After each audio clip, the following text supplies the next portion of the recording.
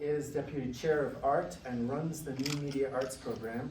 At CUNY Graduate Center, she is Deputy Director of the MS program in Data Analysis and Visualization. Professor Behar is an interdisciplinary artist and critical theorist of new media whose works exploring gender and labor in contemporary digital culture have appeared throughout North America and Europe. She is known for projects that mix low and high technologies to create hybrid forms that are by turns humorous and sensuous.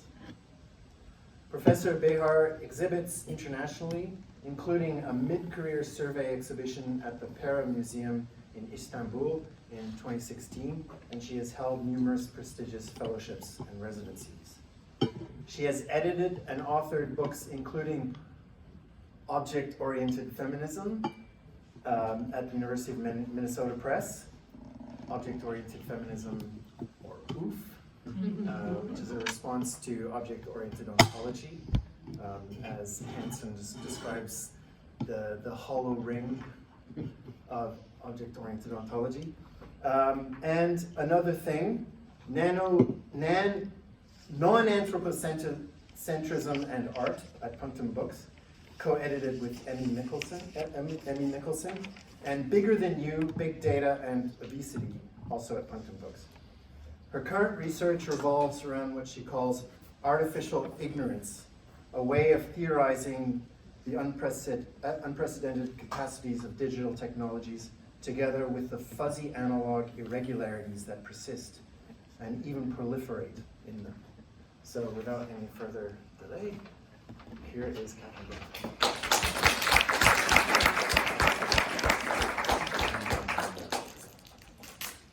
Thank you. So thank you so much for that really nice introduction. Hi everyone. Thank you so much for the invitation to be here. I'm really delighted to be here at the University of Victoria. And I'm really quite honored to be speaking in this context of such a formidable lineup of past Lansdowne lectures, including some personal intellectual heroes. So it's really an honor.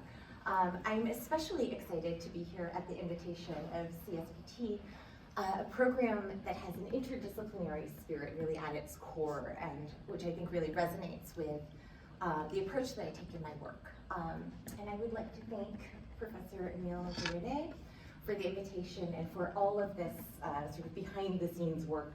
We've been in discussions about my coming out here to visit for well over a year, so it's been quite a journey. I'd also like to thank Professor Jennifer Stillwell for helping to reach out to students in visual arts. And I'd like to thank in advance the CSPT students who are going to be participating tomorrow in our grad seminar. I'm really looking forward to this. And I would also like to express my gratitude to some new friends for their hospitality on this visit. I'd like to thank Arthur Croker and Steve Garlick. And on the subject of gratitude, I feel that I'd be remiss not to acknowledge in some way the work of the activists at the legislature who, even as I am standing here speaking, are standing in solidarity with the wet-sweating people. So as an American consumer of American news media, I have to admit that I am really just learning about some of these actions. So I'm speaking from a place of admitted ignorance about the histories and issues that are in circulation here. But nevertheless, I find this solidarity and resistance to be inspiring.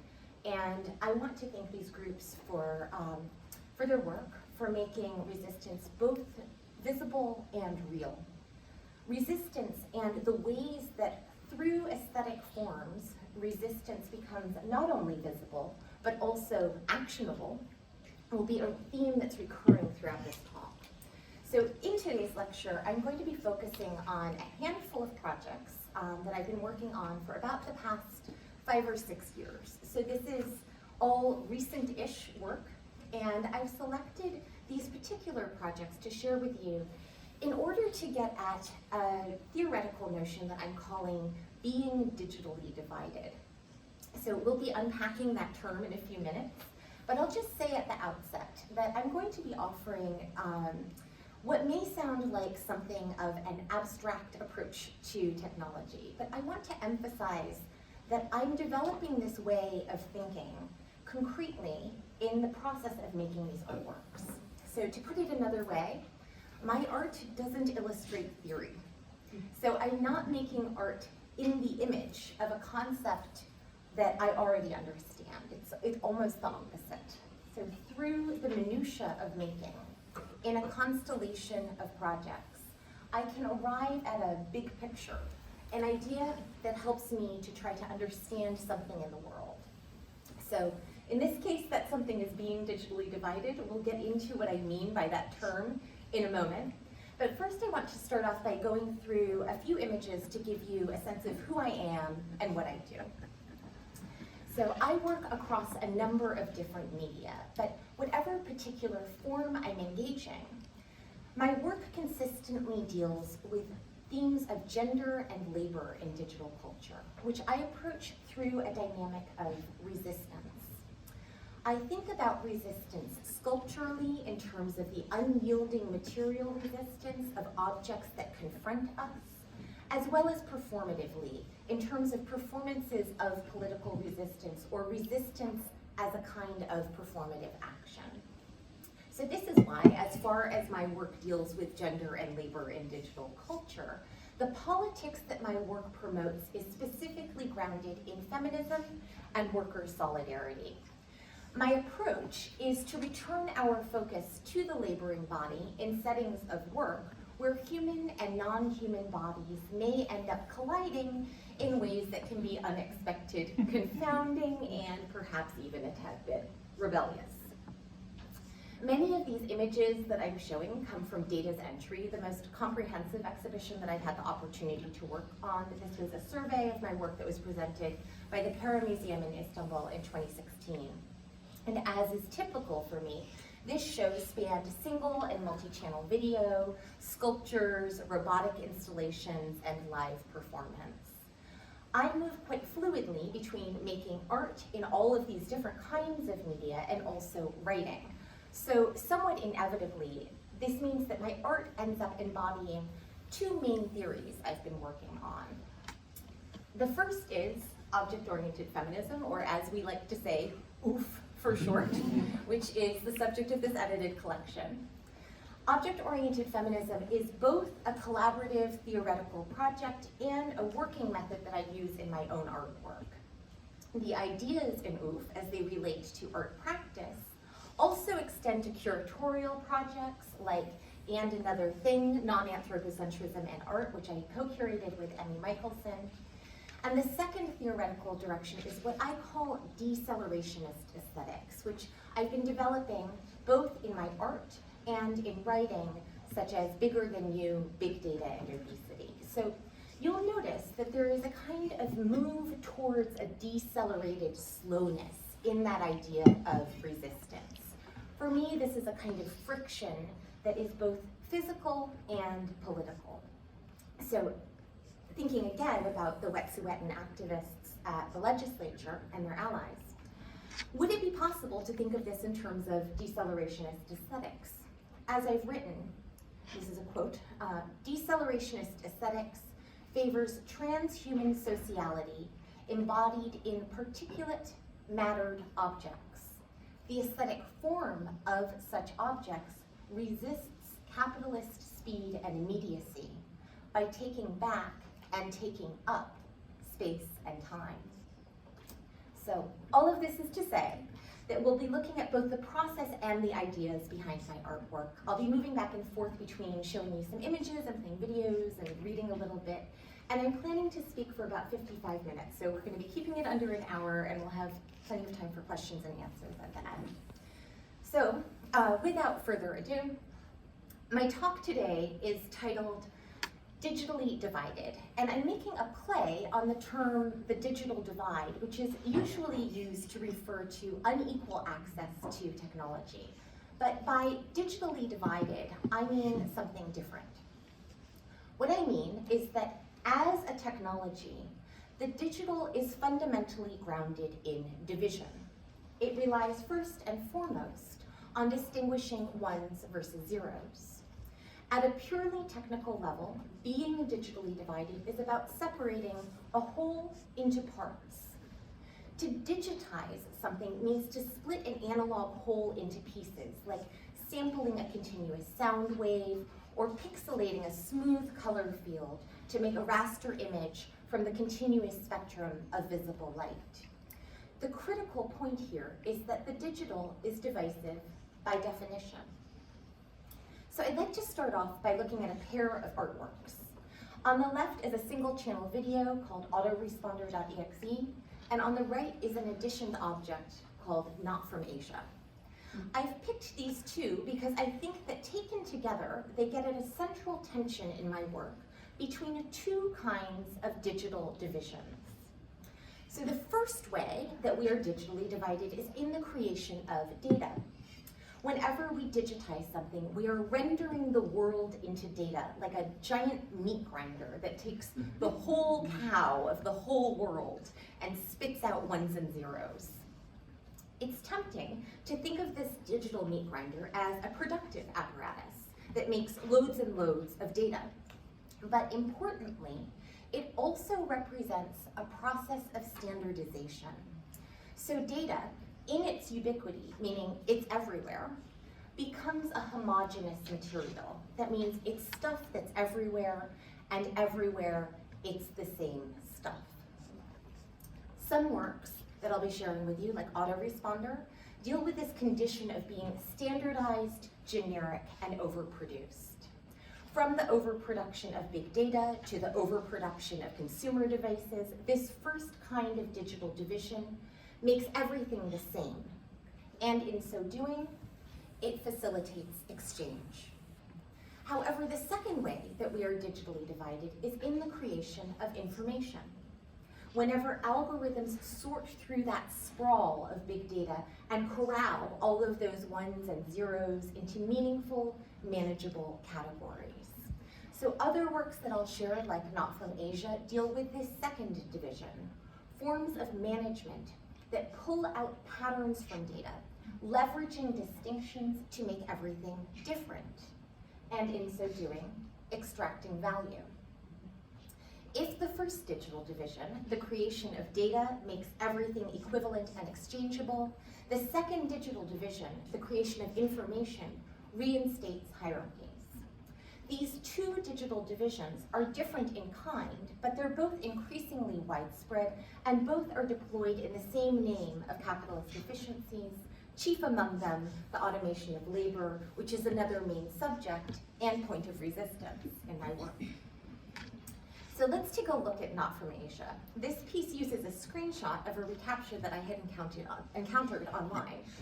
And I made it into a Rubik's Cube to make it as puzzling as the question that it posed to me. As you can see, it says, prove you're not a robot.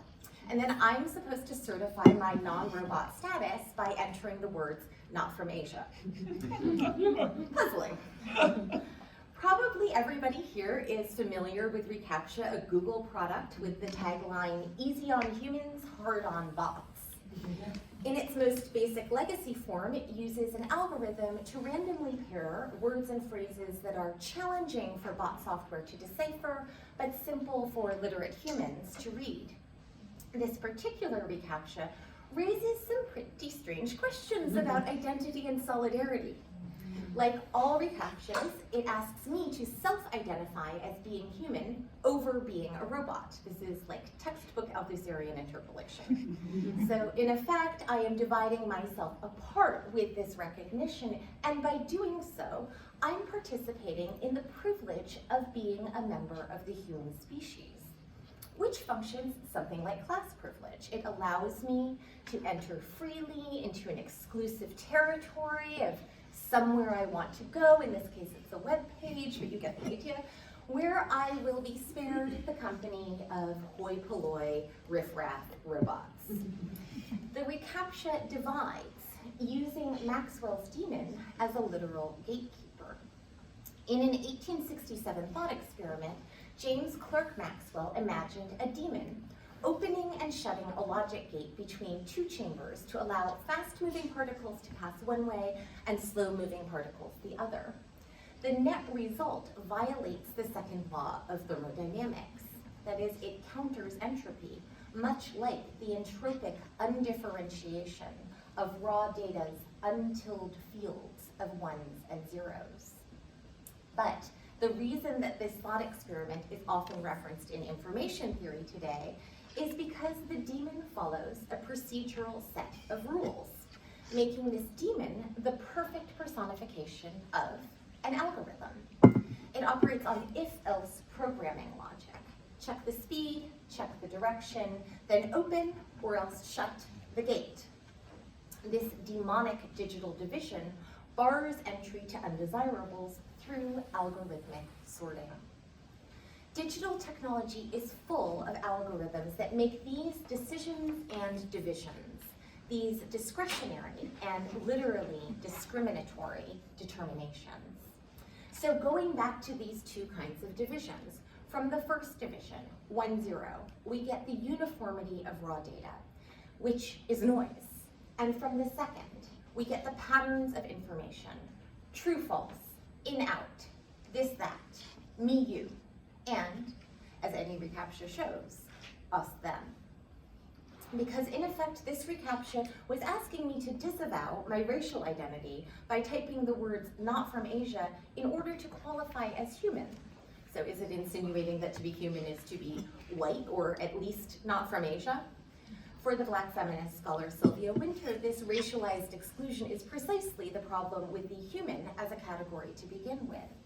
So where should I align myself? If my Asian identity makes me logically equivalent to a robot, then perhaps Asians and robots should unite as second-class citizens and storm the gates of Maxwell's algorithmic threshold.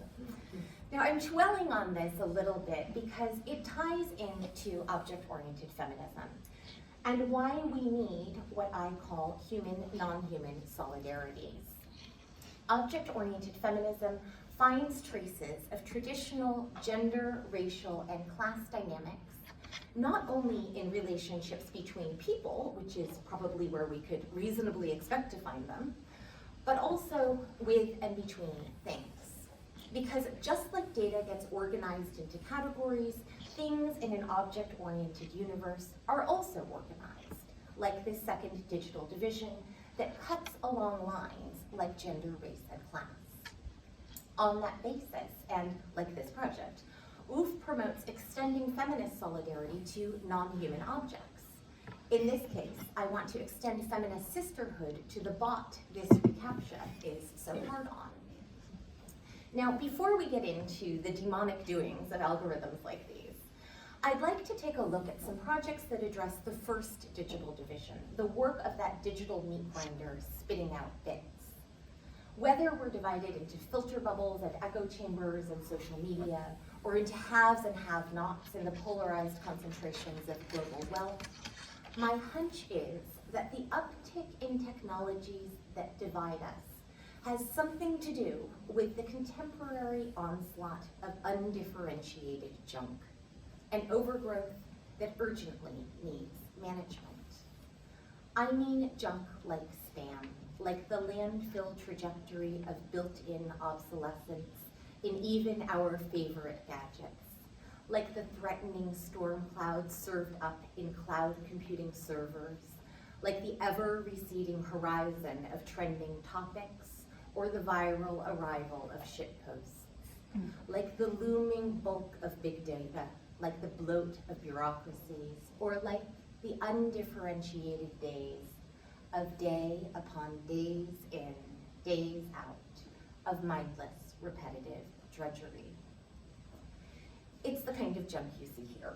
This is the final image of autoresponder.exe, an executive desk standing on end in a disheveled office that's packed to the gills with a dense iconography for tropes of masculinity and patriarchal power.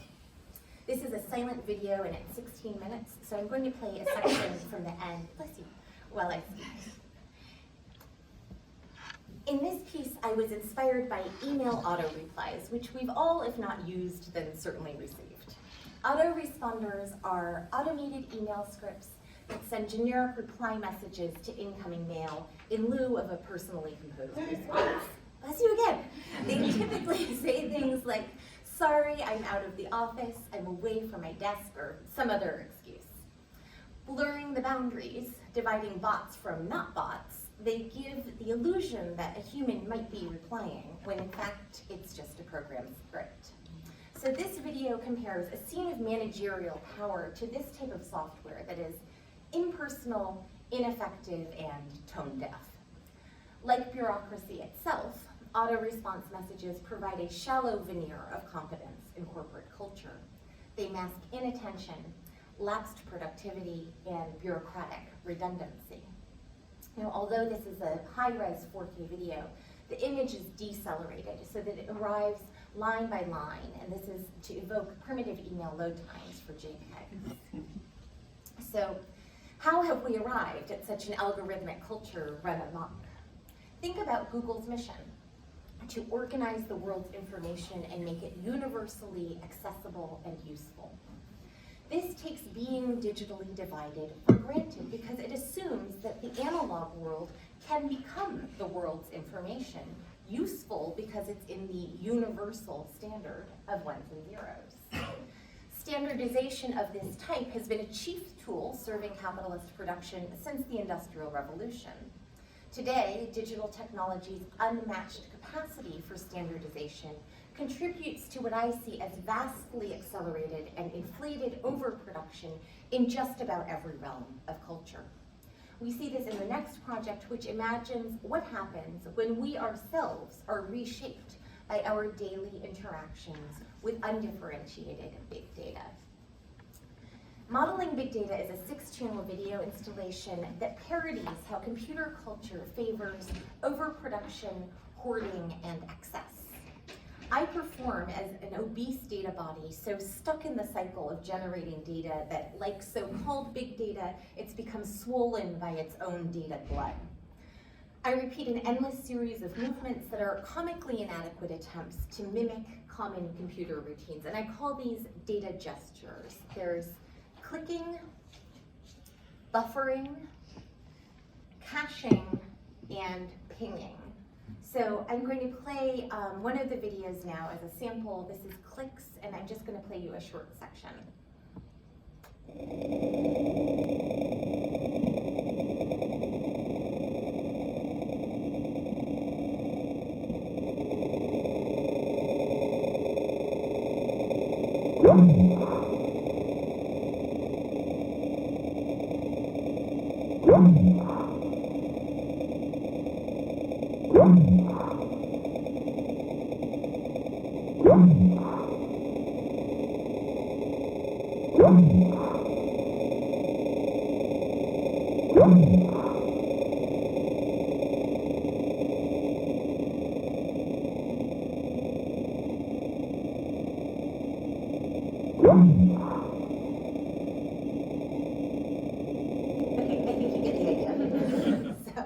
Modeling Big Data focuses on the overproduction of personally identifiable data.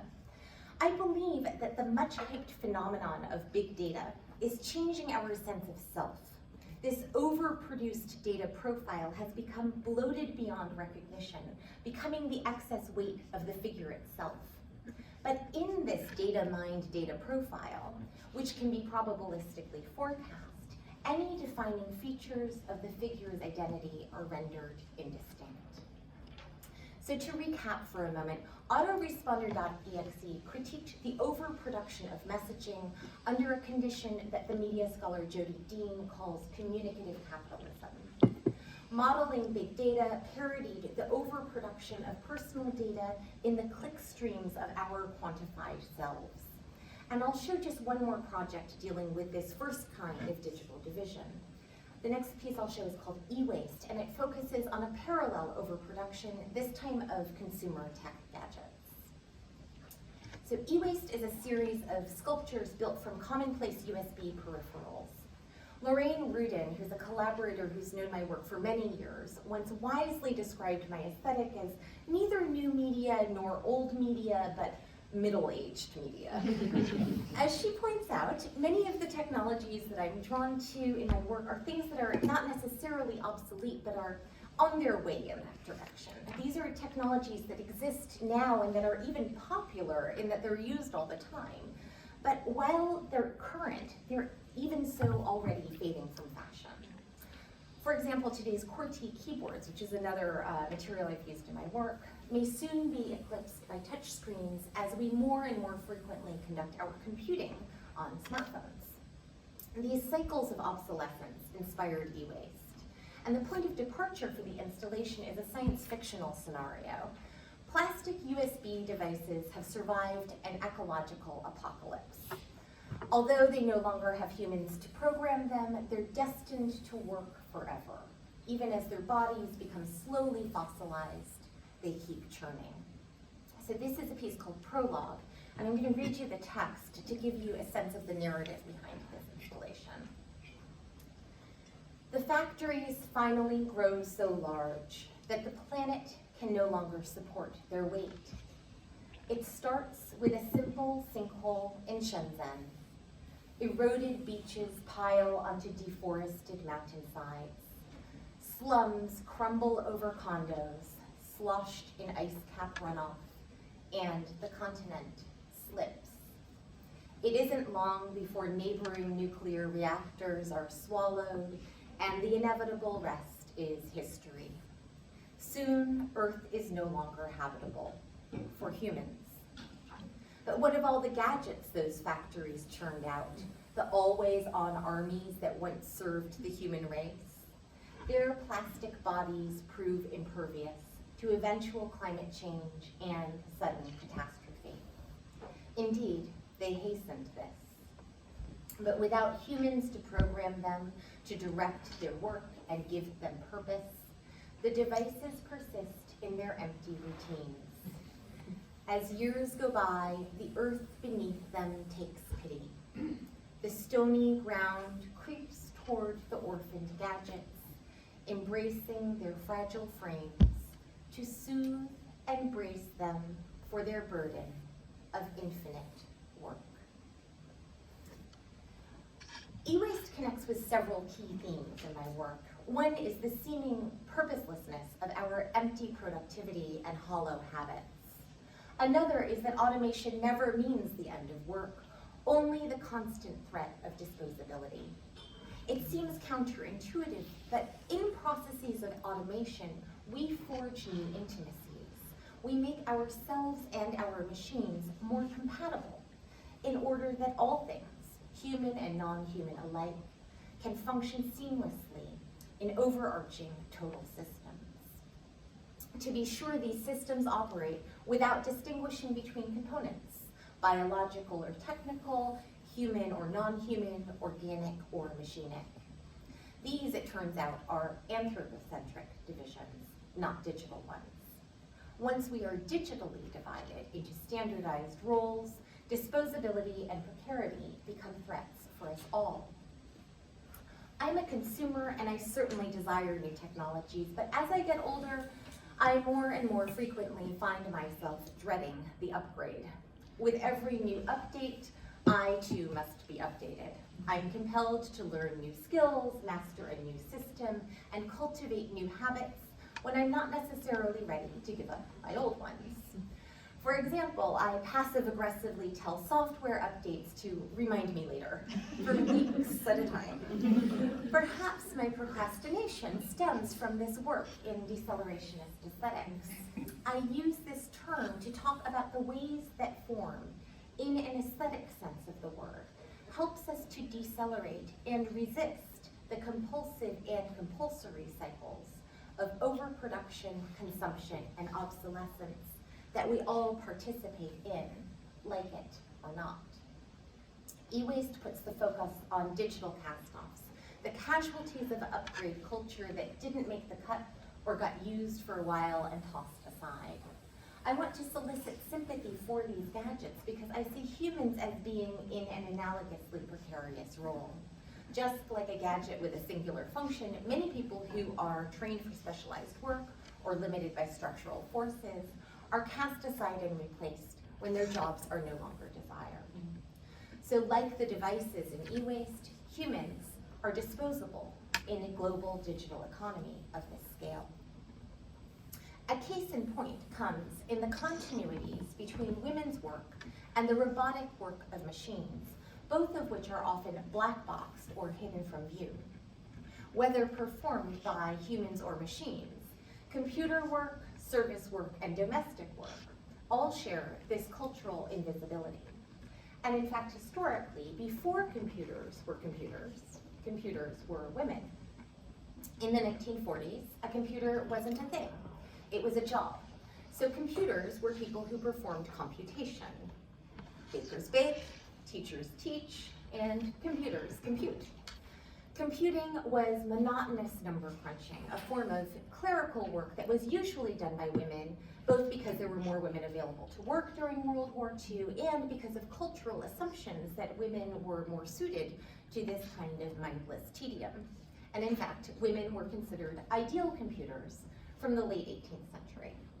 So this slide shows women computers working on tabulating data.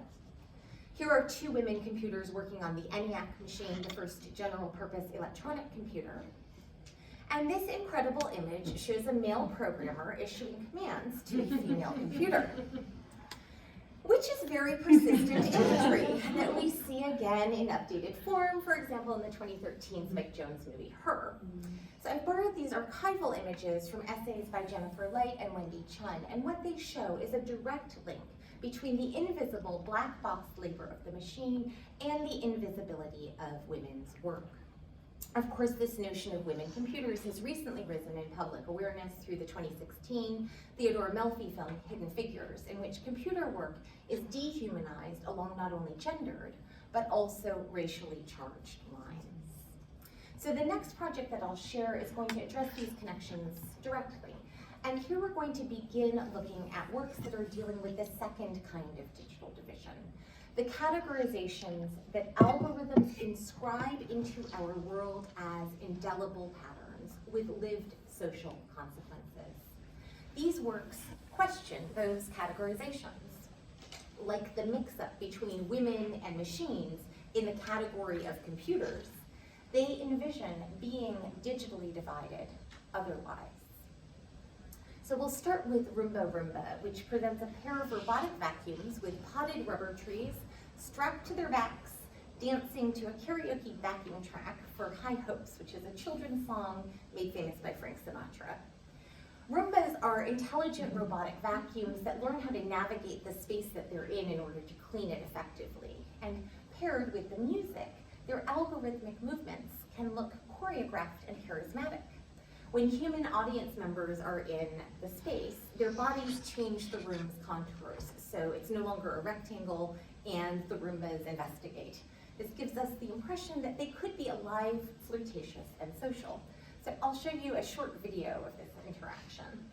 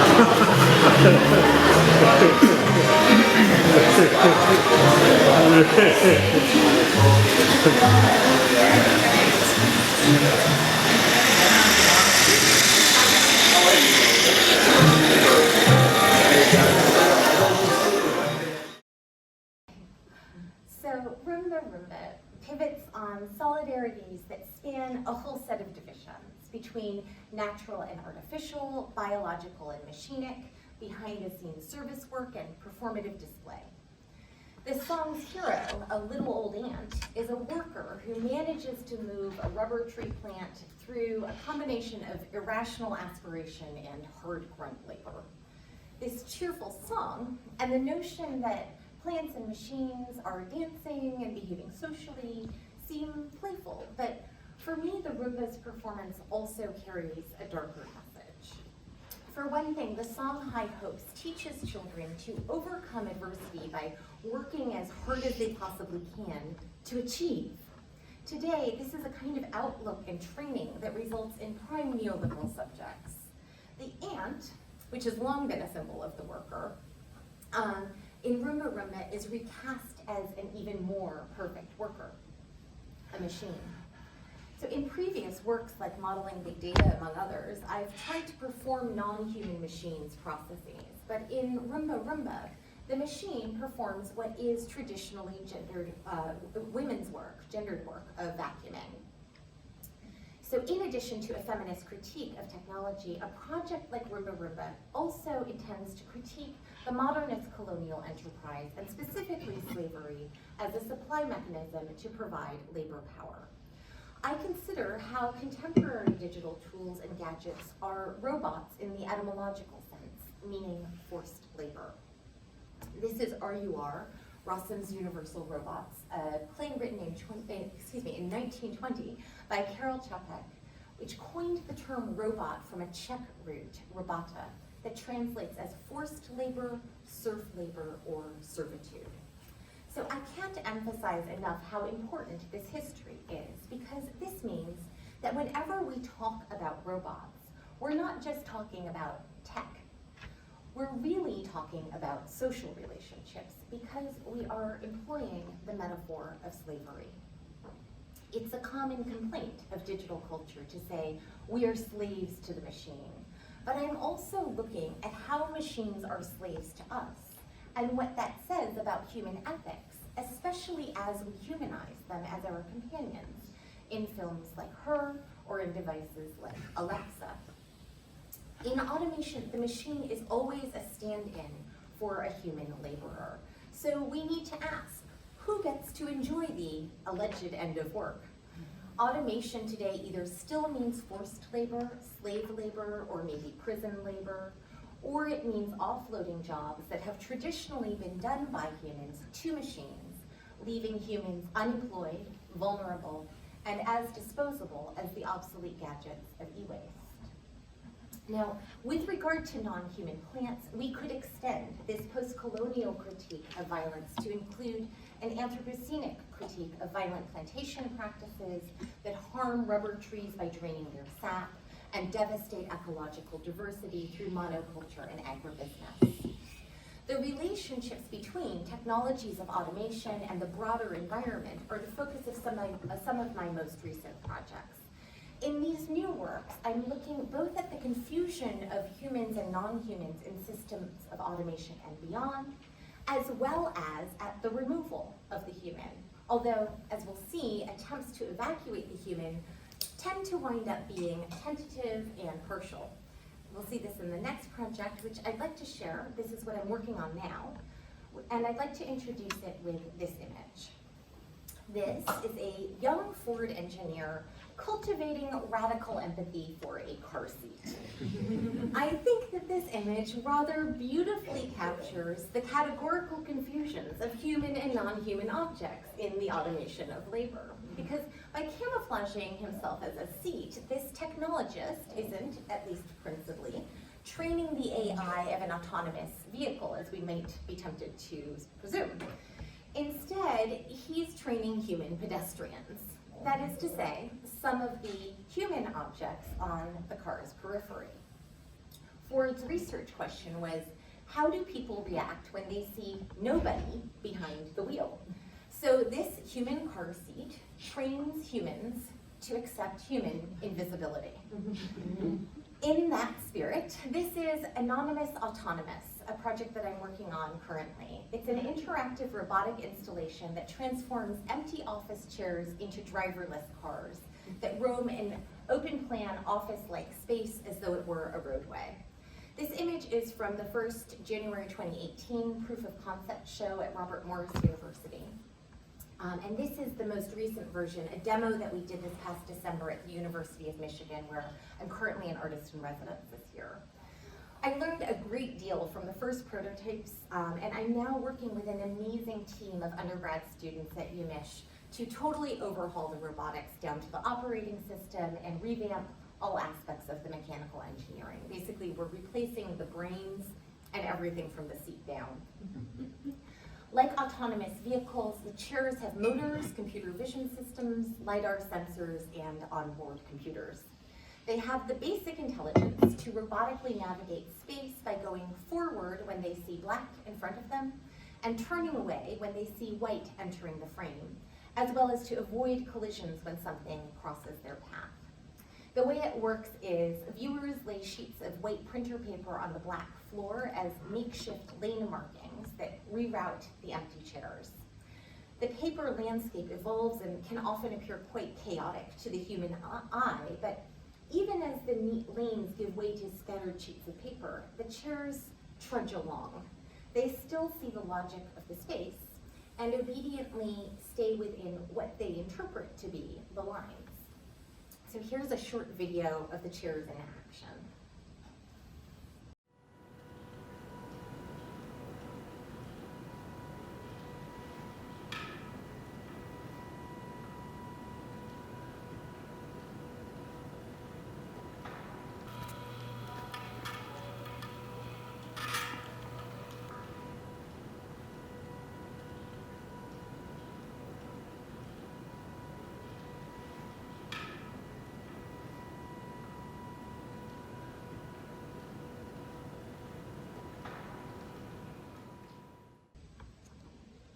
So driverless cars are part of a wave of transformative new technologies that utilize automation, de-skilling, and algorithmic decision-making.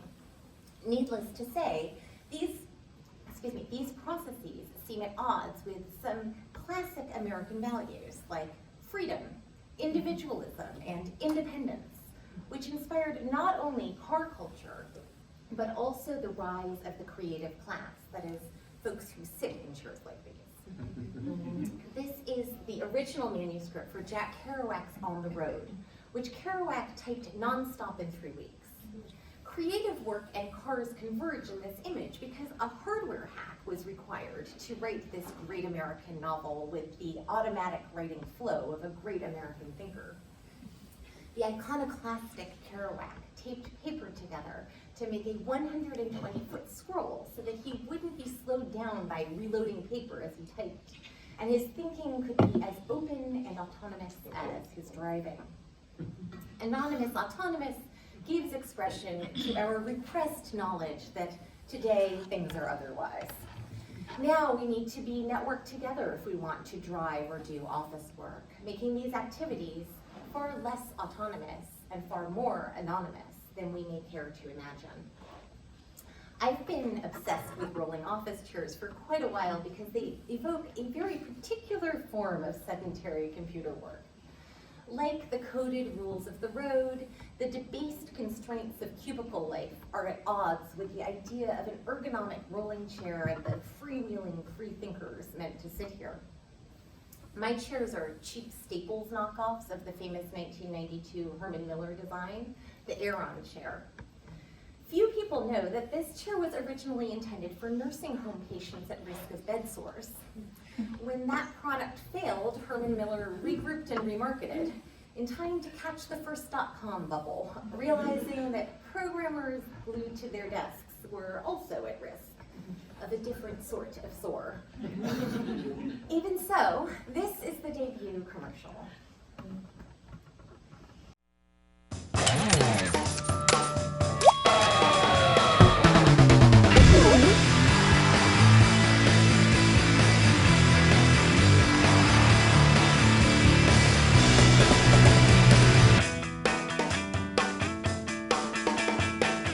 The Aeron Chair from Herman Miller, Business Week's design of the decade, and the official chair of office hockey.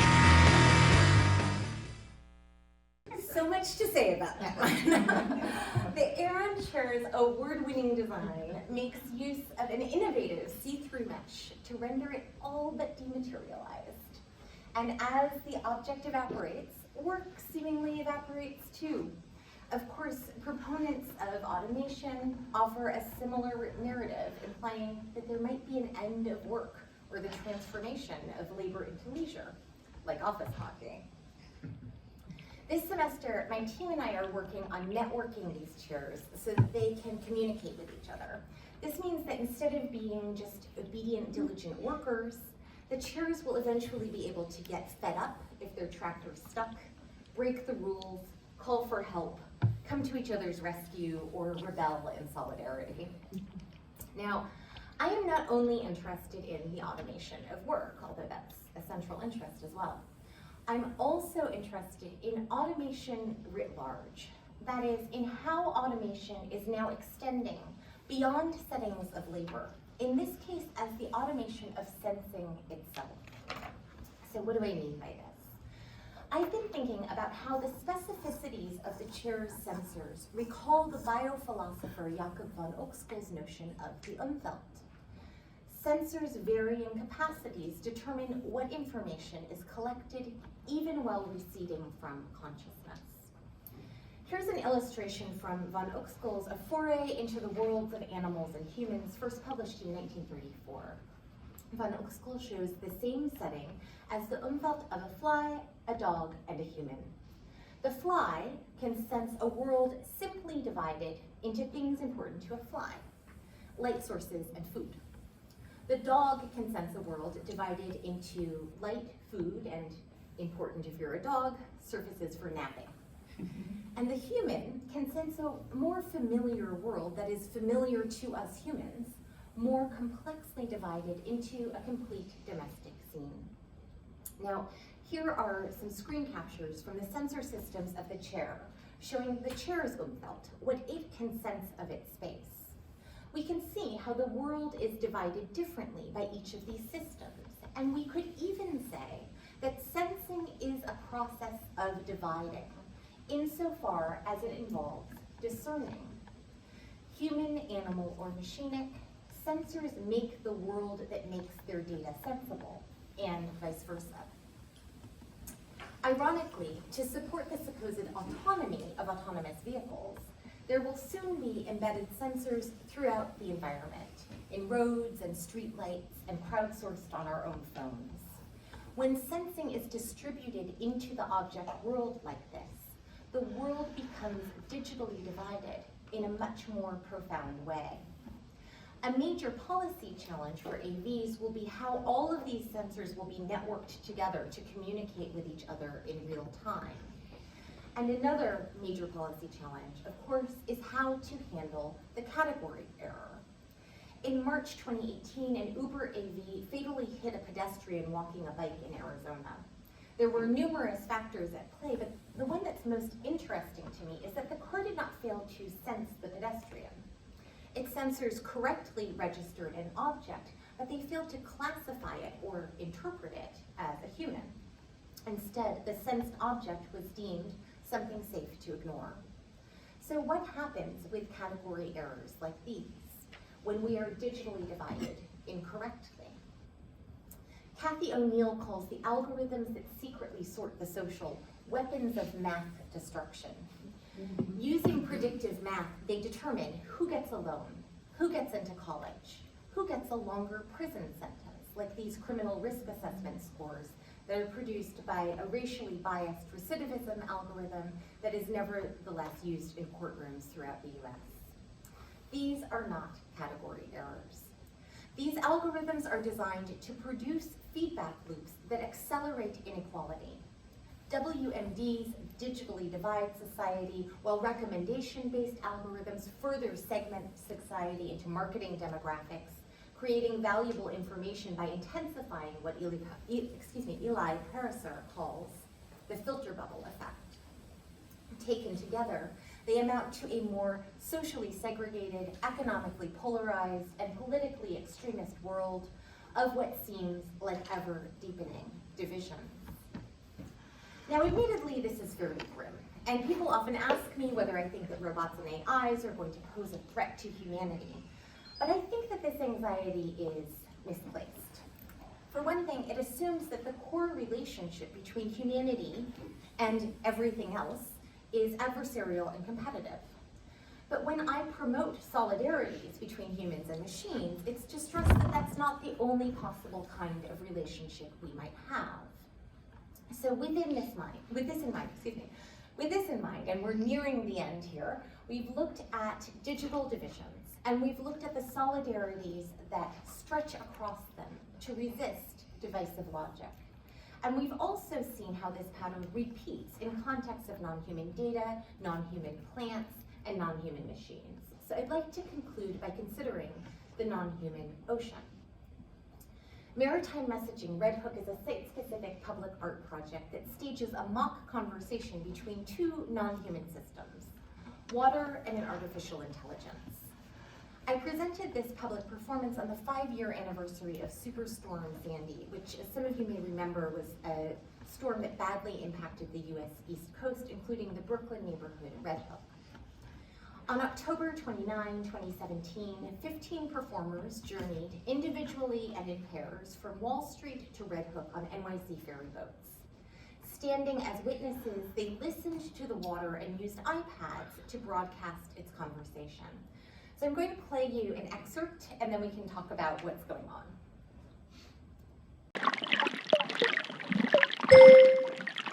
What's your reminder?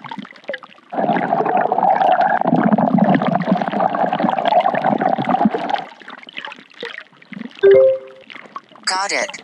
The barge was completed in the rite of Red Hook, was sailing company in the waters, basins, barges, and the company was a picture of the goods.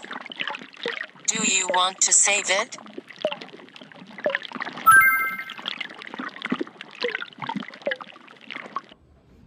Let's do one more.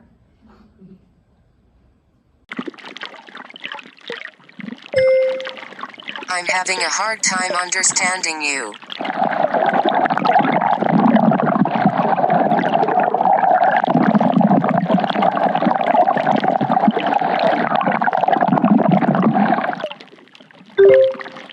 Okay, no problem. President Street and Piers, a speckle of the largest story is the high store on the Brooklyn War, when the boats were stored bad.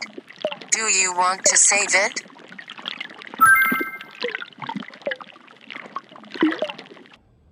Okay. So for this project, I was thinking about the water as a non-human witness to human history.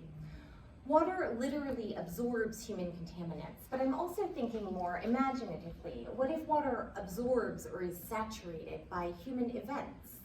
What stories might it tell? I decided that water would probably need some help if it was going to talk, or maybe we'd need some help to listen. So I imagined a conversation between the water of Red Hook and a digital assistant app, something like Siri or Alexa, that invites the water to send messages and translates its gurgles into words.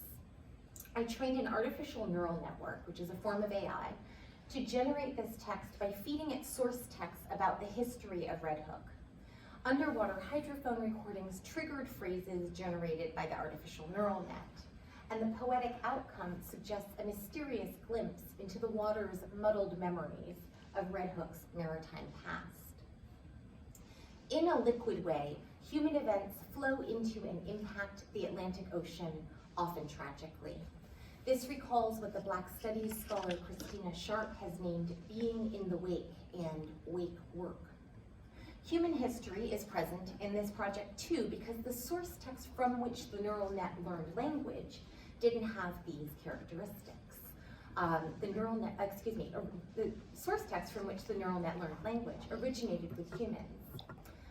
But what I was trying to do with this project was to give the Atlantic some agency, and that is to say, apart from the contamination of human intention. And I mean this in the spirit of the critical race theory scholar Hatem Bazian's comment that we need to stop saying Atlantic slave trade, because the Atlantic Ocean was not in the business of slavery. Certain nations were. One way that water's own agency came to the fore in this project was totally unplanned, but nevertheless ended up being, for me, one of the better parts of this project. We had an unannounced performer who made a guest appearance, Tropical Storm Philippe. Recalling the ghost of Sandy, Philippe powerfully upstaged the humans involved, and demonstrated just how small and inconsequential humans and human intentions like mine can be in comparison. Another happy surprise, and one that still confounds me, is the poetry of this project, because the AI came up with phrases that I would never think to write, like, was no indication what Red Hook was. The slow of sailors was being local. The center were from the sewer. Sold the sailors and the guilt of the salvage.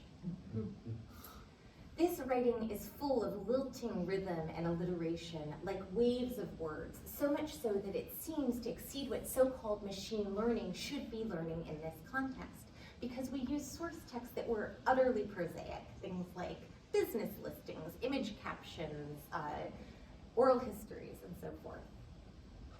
This is all, of course, quite different from Microsoft's infamous Tay AI. Tay was a 2016 Twitter-based chatbot designed for millennials. She was so thoroughly corrupted by 4chan users that in under 24 hours, she was tweeting things like, quote, Hitler was right, and quote, I fucking hate feminists and they should all die and burn in hell. Strange as it sounds, Tay isn't machine learning gone wrong. She's an algorithm working perfectly. Tay was conversant insofar as she was able to recognize and reproduce patterns in language. Throughout this talk, we've seen how pattern recognition always can't help but involve pattern reproduction.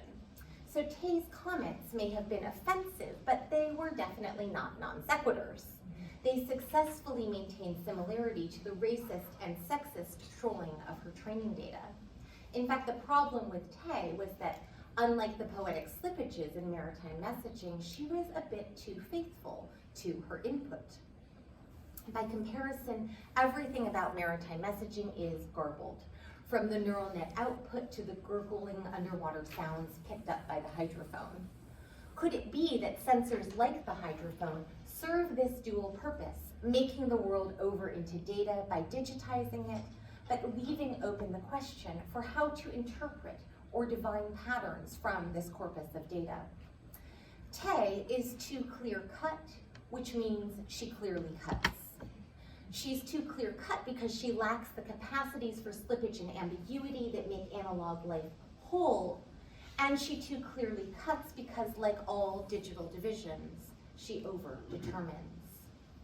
So I ask you to consider, when we are digitally divided, what fuzzy analog irregularities get brushed off or swept aside? Beginning with the hard cut that cleaves 0 from 1, which shades of gray get coded black and which get coded white. There is no mistaking how this metaphor of coding things black and white speaks twice, not only to the racist and sexist, classist, ableist, etc. legacy classification schemes that undergird AI's algorithms, but also and simultaneously to the grayscaled desaturation of cultural difference that is suppressed when these taxing taxonomies are applied systematically across the uneven real. Counter to dreams of inclusivity and connectivity, I see this drive to split asunder as a core feature of all digital technology. So if Tay is too faithful to her training data, I worry that we too are becoming too faithful to black box processes when we abdicate our decision-making to algorithms. We rush headlong into overdetermination and lose the muddled poetics of undecidability. So digitally divided, we miss out on being mixed up. Thank you.